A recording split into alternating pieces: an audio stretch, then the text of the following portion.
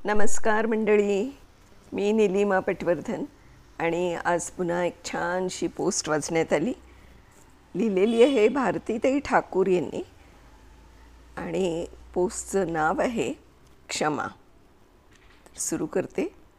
नाशिकला आमच्या बागेत अनेक प्रकारच्या जास्वंदी फुललेल्या होत्या. रस्त्याने जाणारा येणारा थोडा वेळ थपकून त्यांच्याकडे न बघता गेला असं कधी होत नव्हतं. श्रावण महिना होता. माझ्या दारासमोरच पिवळ्या रंगाची पण आत लालसर म्हणजे अगदी गर्द गुलाबी रंगाचा चांदवा असलेली जास्वंद खूप बहरली होती. साधारण 10-12 फूट उंचीचं झालं होतं ते झाड. रोज किमान 50-60 पेक्षा जास्ती फुलं झाडावर असायची. फार लाडकी जास्वंद होती ती माझी. तिनं शेजारच्या सोनार काकांच्या बागेत अतिक्रमण करायला कधी सुरुवात केली ते समजलंच नाही.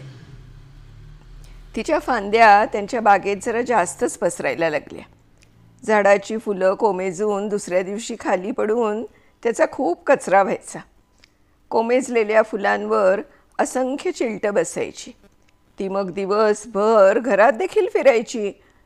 कोमेजल्यावर फुलं चिकट होतात. त्यावर चुकून पाय पडलाच तर पाय सटकून माणूस खाली पडायची पण शक्यता असायची. शेजारचे सोनार काका मला रोज सांगत, अगं भारती, आमच्या बागेत आलेल्या या जास्वंदीच्या फांद्या कापून टाक बरं, मला त्रास होतो त्याचा.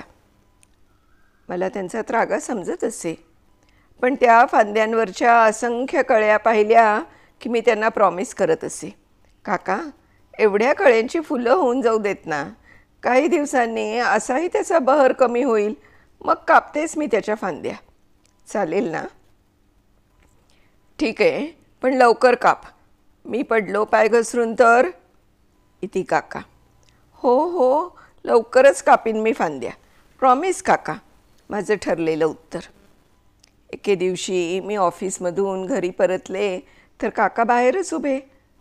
त्या फांद्या आत्ताच्या आत्ता काप, फार दिवसापासून ऐकतोय तुझं, आज कापते उद्या कापते सारखं चाललेलं असतं, आज आत्ता माझ्यासमोर काप फांद्या. एरवी अत्यंत प्रेमळ असे सोनार काका त्या दिवशी इतके का संतापले होते मलाही समजलं नाही. माझाही राग जरा अनावर झाला. घरात जाऊन मी झाडं कापायची कात्री आणि चांगला धारदार कोयता आणला. फक्त त्यांच्या बागेतल्याच नाही तर माझ्याही बागेतल्या जास्वंदीच्या झाडाच्या फांद्या कापून टाकल्या. 10-12 फूट उंचीचं ते झाड मी अगदी 2.5-3 फूट उंचीवरती आणून टाकलं. कंपाऊंड वॉलच्या पलीकडून सुद्धा ते आता काकांना दिसणार नव्हतं.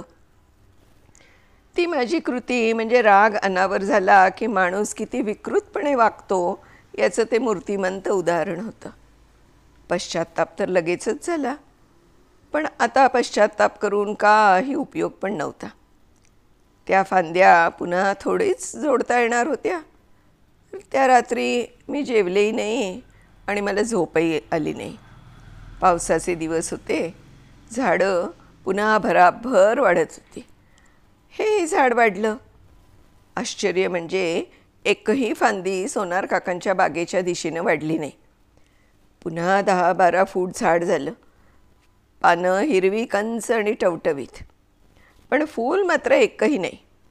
त्याच्या आसपासच्या झाडांवर असंख्य फुलं, पण याला मात्र एकही नाही. खतं औषधं सर्व काही प्रयोग झाले. 6 महिने उलटले आणि माझी अस्वस्थता वाढली. काय करू मी? सोनार काकांना पण ही घटना सांगितली. त्यांनाही खूप वाईट वाटलं. एक दिवस कन्याकुमारीच्या विवेकानंद केंद्रातल्या ज्येष्ठ कार्यकर्त्या सरस्वती दिदी यांचा फोन आला. त्यांनी वयाची 75 गाठली होती. झाडाझुडपांची आणि बागेची सरस्वती दिदींना खूप आवड होती. कन्याकुमारीच्या समुद्रकिनाऱ्यावर अगदी समुद्राच्या रेतीत सुंदर असं बीच गार्डन त्यांनी बनवलेलं मी पाहिलं होतं. झाडांवरचं त्यांचं प्रेमही मला ठाऊक होतं. त्यांचा फोन येताच मी जास्वंदीच्या झाडाची व्यथा आणि ती कथा अगदी अथपासून इथपर्यंत त्यांना सांगितली. दीदी, त्या झाडाला आता कुठलं खत घालू म्हणजे त्याला पुन्हा छान फुलं येतील. मी अक्षरशः रडवेली झाली होते. There is no need of any fertiliser. Did you say sorry to that plant Bharati? And say it honestly till it responds to you. काय? झाडाला सॉरी म्हणू?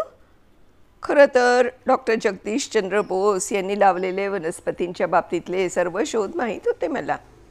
वनस्पतींना भावना असतात, ते प्रतिक्रिया व्यक्त करतात वगैरे. सिक्रेट ऑफ प्लांटसारखी अनेक पुस्तकंही वाचली होती. पण प्रत्यक्षात आपल्याला स्वतःला असा काही अनुभव येईल असा कधी विचारही मनात आला नव्हता. सरस्वती दिदी पुढे म्हणाल्या की अगदी रोज ठराविक वेळेला क्षमा मागायची, झाडाला कुरवाळायचं, इतरही गप्पा मारायच्या.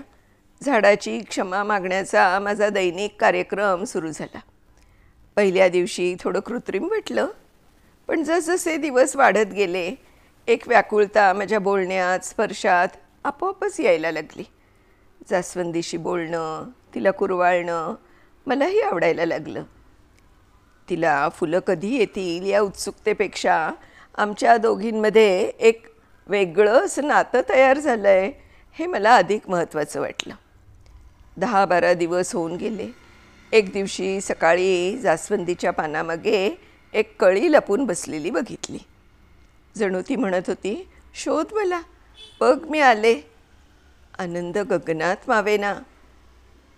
म्हणजे काय असतं ते प्रत्यक्ष अनुभवलं, पण थोडा वेळच. शेवटी मन शंकेखोर. हा निव्वळ योगायोग तर नाही.